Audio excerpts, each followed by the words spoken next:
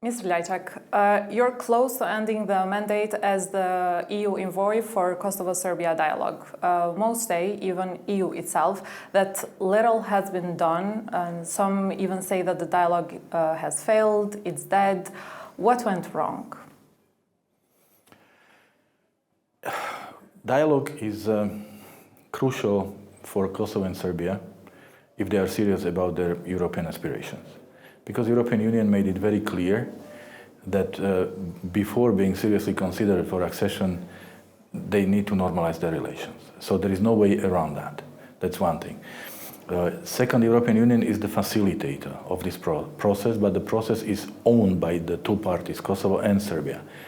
And we are doing our utmost to help them normalize their relations. But as I said, the speed of the process and the results of the process do not depend on the European Union, they depend on the parties. When I look back at my mandate, there are concrete deliverables. I would mention the recognition of ID cards, the recognition of license plates, the very important multi-million deal on energy, when since the beginning of this year, we have a standard situation that people are registered and they pay for the electric energy they consume.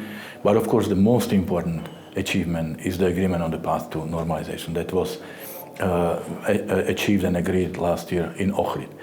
With this agreement, basically there is no more need to negotiate, but there is a need to implement. And yes, unfortunately, and this is with regret, that the implementation has not started in earnest. There have been certain things done, but obviously last March in Ohrid I expected that we will be way more successful with the implementation. Why isn't it happening? Don't ask the facilitator, ask the parties, but of course they need to do their part. And if you don't want to do your part, then you look for excuses. But nothing prevents neither Kosovo nor Serbia from doing what they committed to do in Ohrid, and it's clearly written. This document is public. Again, if you ask me, the problem is that the two societies are not ready for normalization. I don't see push from within, from political parties, from academia, from civil society, demanding that the leaders make progress on normalization. It's rather on the contrary. Whenever there is a deal, there is more like criticism that they have stepped, given in, and the leaders don't get encouraged to make progress on normalization. So we need to work to change the mindset. People must understand that normalization means compromise. Normalization means win-win. Normalization means that the agreement can be sold to the public, to the parliaments, both in Kosovo and in Serbia. As long as you live in illusions that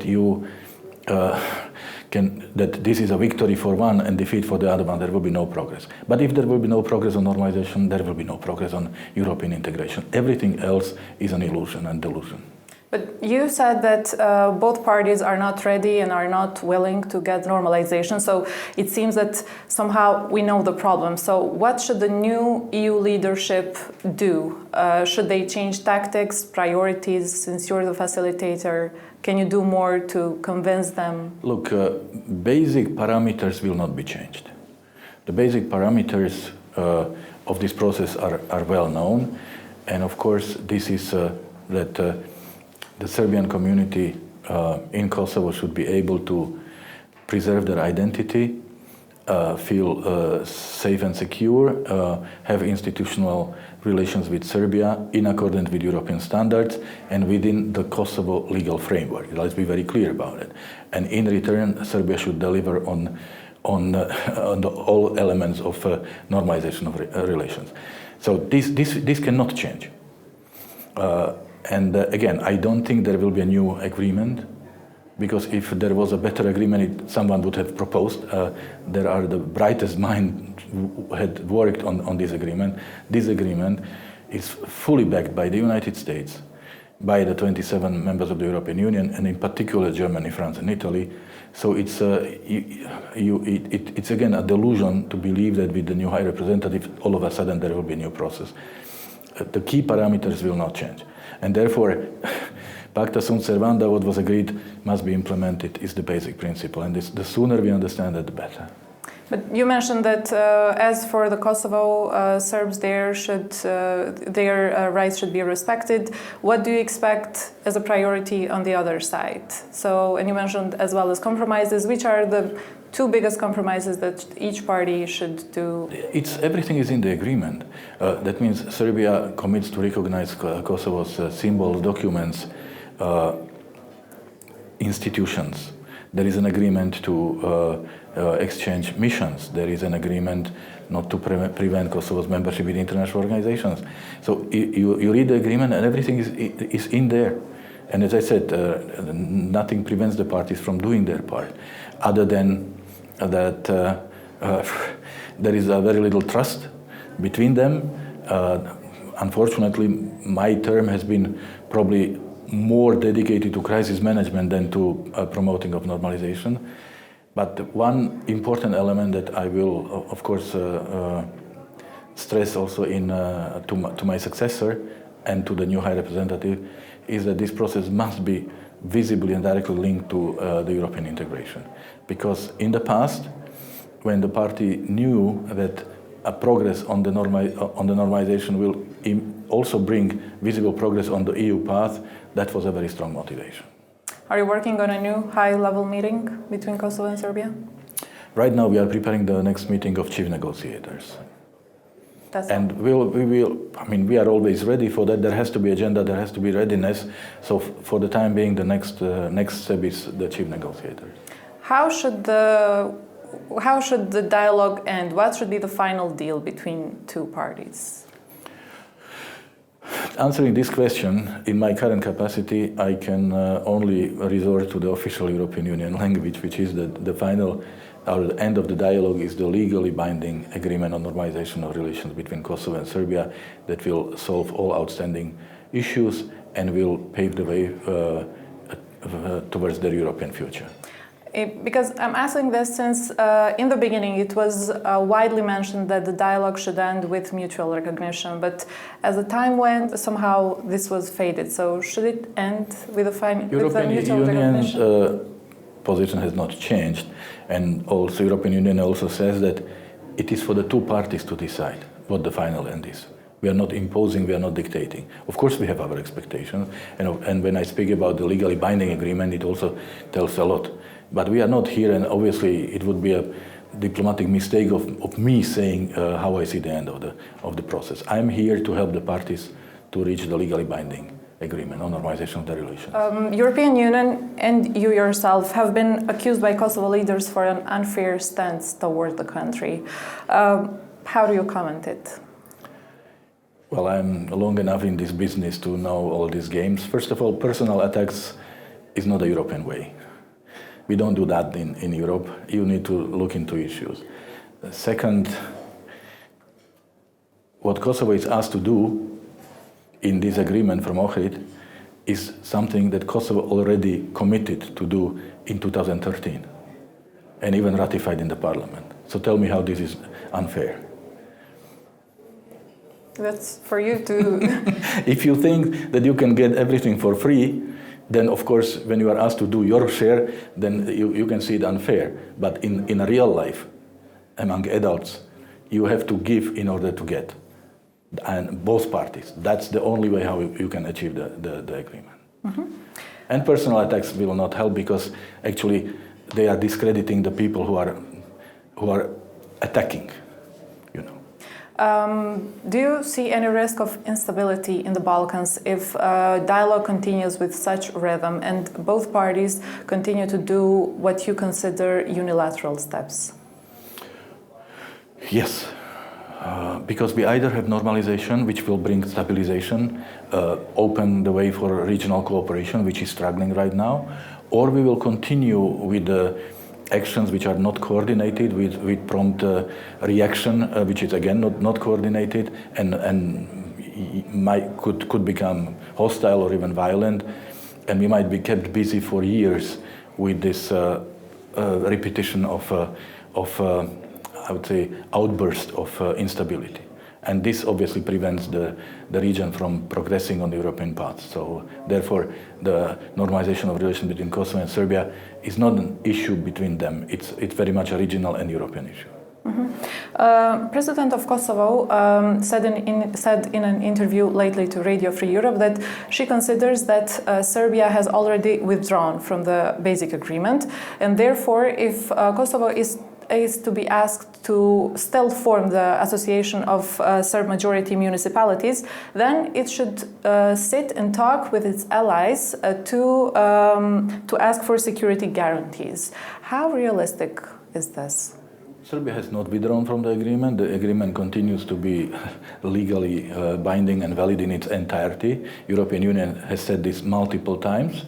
And also all the commitments for Serbia under the agreement have been now incorporated into Serbia's EU accession path under Chapter 35. So they are also legally binding between Serbia and the European Union. So therefore, there is no need for alternative approaches. I think President Macron said it yesterday very clearly.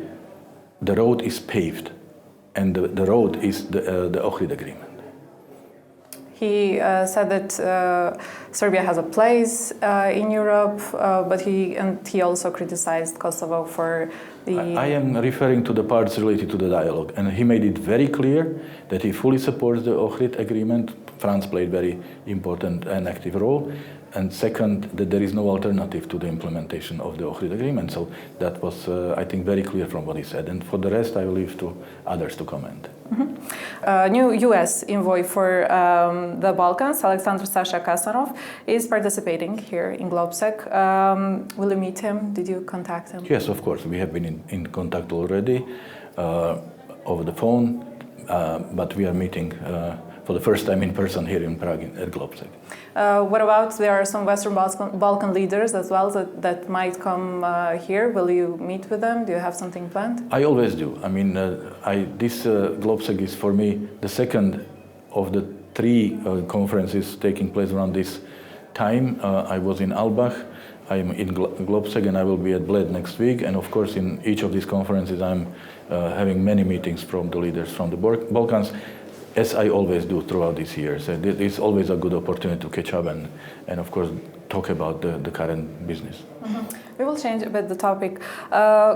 Kosovo says constantly that President of Serbia, Aleksandar Vučić, is behind Banjska attack. What's your comment? Look, this is, I think the security agencies have already made their statements, and I could only repeat what was said. So this is, of course, it was a very dire and very dangerous thing and very dangerous act. It would change many things, by the way, in the regional dynamics. And of course, the European Union position is that everything must be duly investigated, and people who are responsible for that must be held accountable. But has Serbia did enough to prosecute those who were responsible for Banjska attack, including Milan Radojic, that is still free and is believed to be in Serbia? Clearly, you cannot say that enough has been done when the people who are responsible, starting with Milan Radojic, who admitted his responsibility, is still not facing the justice. So obviously no one can say that enough has been done. And our position is that we repeat that he has to be held responsible for this action. Why hasn't EU still didn't withdraw the measures towards Kosovo? Well, this is in the hands of member states, and member states have made the decision to introduce the measures, and member states are now discussing what to do with the measures. So that's not a dialogue issue, and member states' dynamics is that you need to have a consensus of 27 member states. I understand, but we heard from some diplomats that some countries are hesitating. Were you able to talk with these hesitating countries? What are their dilemmas? Why they don't want to withdraw them? I made my position very clear and public. Right after Banjska, I publicly called for lifting the measures against Kosovo as a gesture of support and solidarity in this difficult period. And I think we missed a very good opportunity to do so. Later on, as we can see, it's becoming more more complicated, more difficult. But it is on the agenda of the Council, and member states are continuing to discuss this. Will there be a new EU envoy for the dialogue after you finish the mandate? We heard from some diplomats in Brussels that such position won't exist anymore, and the High Representative for Foreign Affairs should deal with the dialogue, which means Kaja Kallas for the next legislature. I'm going to see the new High Representative in coming days, and we will discuss, of course, all this in details. We have a scheduled meeting, so I don't want to anticipate what will be the outcome, but I can safely say that there will be a new USR, and the team will continue, because it has proven important, particularly for the High Representative, because High Representative has so much on his or her plate, but the Balkans and the normalization process really needs someone who is focusing and following it on the 24/7 basis. And this is exactly what we have been doing. Job is not done, and therefore job must continue, and I believe that there should be a USR assisting the High Representative until the Ohrid Agreement is implemented. So this is a very clear position. And lastly, EU enlargement stopped in 2013, with Croatia being the last to get in. Will the dynamics change, or should the dynamics change under the new EU leadership? The dynamic has changed already. The fact that the enlargement process stopped is regrettable, and it's a big mistake, and it also contributed to number of negative developments or dynamics in the region. European Union came to understanding that this was a mistake, and we need to be more serious about enlargement. Paradoxically, this awakening came as a consequence of Putin's aggression against Ukraine, when European Union also decided to invite Ukraine and Moldova to join the European Union. So this is a huge new opportunity for the Balkans. The door that has been closed for 10 years is now open, but geopolitics opened the door, but the geopolitics will not deliver the membership for the Western Balkans. So it's up to each country of the Western Balkans to use this opportunity as long as the door stays open. So there is a new momentum, but you need to do your homework, you need to do your reforms. But what is really important, in the past, you may be ready, but the door was closed. Now the door is open. So that means those who are ready and committed have a historic chance. Mr. Lajçak, thank you for the interview. Thank you very much.